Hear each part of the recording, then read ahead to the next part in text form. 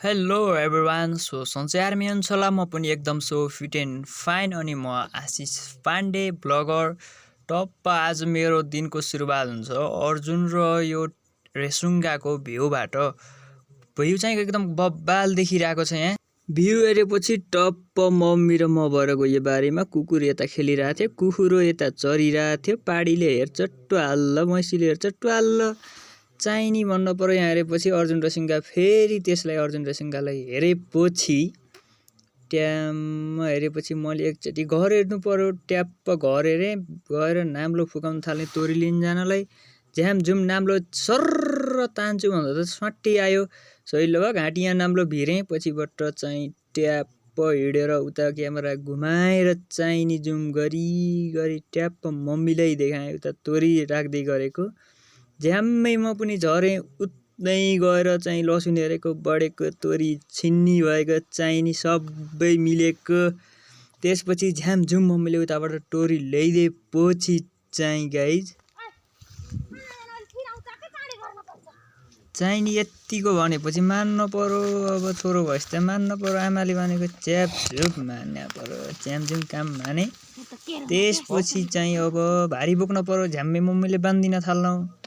उताबाट जा भन्दै झ्याम्मै भारी बोकेँ।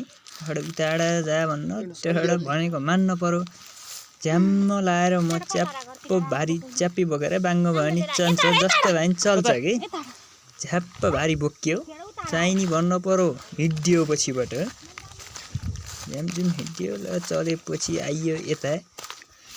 हुँदाहुँदै झ्याममा भारी बोकेपछि आएँ म घरको कुर्सुलामा आएपछि यता आएँ। मैले झ्याम्मै भारी फालेँ। पहाड तोरीका गेडा कति खासे त्यहाँ भइमा। फेरि अर्को भारी लिन गएर बोकेर मम्मीले बोकाइदिन अर्को भारी बोकेर घरतिर हिँड्नलाई उकालो चढेँ। उकालो हिँडेपछि आएँ। फेरि त्यो भारी पनि त्यहीँ फालेँ। त्यो भारी पनि फालेपछि फेरि गएँ। मैले आफै अहिले तोरी समातेँ। त्यहाँका अलिकति उठाएँ पाँजाहरू। पछिबाट लिएर आएँ। सुइँ हिँडेर आएँ ओल्तिर। पछिबाट नाम्लोमा मम्मीले मिलाएर राखेको ठाउँमा मिलाएर राख्न थालेँ। मम्मीलाई चाहिँ क्यामेरा दिएको थिएँ। यसो अब मान्न र समातिदिनु भयो। पछिबाट क्यामेरा मैले हातमा लिएँ। मम्मीले फेरि त्यहाँ तोरी मिलाएर राख्न बाँध्न थाल्नु। मम्मीले बाँधेपछि मैले बोकेर घर ल्याएर कुर्सुलोमा फालेँ। पछिबाट यसो वरिपरि घुमेर बनाउन थालेँ भिडियो।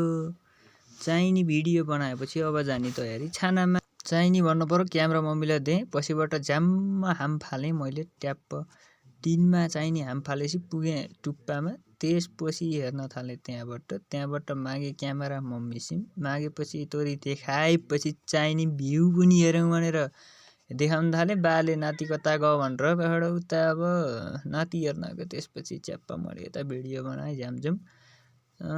त्यसपछि त चाहिने भन्नु पर्यो। म यहाँ थिएँ, यी बाले यहाँबाट खोइ नाति खोइ भनेर हेर्नुहुन्छ ती त्यहाँबाट यस्ता गएको भनेर गाली पनि गर्न च्याप्प चाहिने छोराछोरी नातिनाको मायो नि के चाहिने भन्न पर्यो। त्यसपछि तलबाट मम्मीले तोरी फाल्दिन। म छानामा मोबाइल छोपेर एउटा हातले अर्को हातले मिलाउन थालेँ तोरी मिलाउन थालेपछि झ्याप एकछिन लाग्यो। एकछिन मिलाएर तोरी फालेँ मैले। तोरी फालेपछि उतापट्टि एउटा यता देखाउँदै अगाडिपट्टि पहाड चाहिने तोरी मिलेपछि उँधोपट्टि अब मम्मीले तोरी फाल्दै हुनुहुन्छ।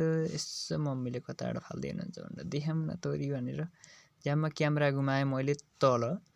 मम्मीलाई देखाएँ। यो तोरी राखेर चाहिँ भ्याइयो अब गाइज। अब तोरी राखेर भ्याएपछि यसो भिडियो घुमाएँ। यही हो आजलाई चाहिँ अब अन्तिम नै हो भिडियो यो गाइज है। कस्तो लाग्यो भिडियो हजुरहरूले प्रतिक्रियाहरू दिनु होला। म चाहिँ भिडियो म बनाइरहेको छु धेरै जसो। म युट्युबमा चाहिँ भिडियो राखेको हुन्छु। त्यही हो गाइज, हजुरहरूले भिडियो हेरिदिनु होला, साथ सपोर्ट दिनु होला भन्न चाहन्छु। अहिलेलाई चाहिँ यति नै। नेक्स्ट ब्लगमा हामी मिल्नेछौँ। Okay by guys.